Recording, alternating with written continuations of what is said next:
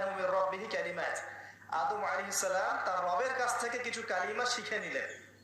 ফাতাবা আলাইহি, ওই কালিমা দিয়ে আল্লাহ রাব্বুল আলামিনের কাছে তিনি তওবা করলেন। ইন্নাহু হুয়াত তাওয়াবুর রহিম, এবং আল্লাহ পাক তওবা কবুল করে তাকে মাফ করে দিলেন। ওই বাক্যটা কি ছিল সেটা একটু শুনি। ওই বাক্যটা ছিল রব্বানা, আমার সাথে বলেন, রব্বানা যালামনা আনফুসানা ওয়া ইল্লাম তাগফির লানা ওয়া তারহামনা লানাকুনান্না মিনাল খাসিরিন।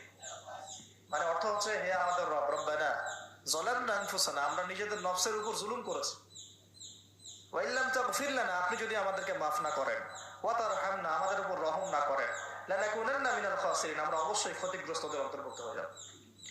এই কালিমা শিখলেন কে? আদম আলাইহিস সালাম তার রবের কাছ থেকে।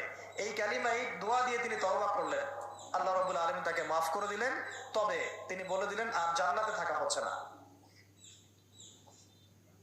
কুল নাহবিতু মিনহা জামিআ, আল্লাহ বলেন তোমরা এখন সবাই পৃথিবীতে নেমে যাও। ফাইম্মা ইয়াতিয়ান্নাকুম মিন্নি হুদান, নেমে যাও পৃথিবীতে, কিন্তু জেনে রেখো পৃথিবীতে আমার পক্ষ থেকে তোমাদের কাছে হেদায়েত যাবে। কি যাবে? হেদায়েত মানে আসমানি কিতাব, নবী রাসূল। আসমানি কিতাব, নবী রাসূল, এগুলো আসবে তোমাদের কাছে। ফামান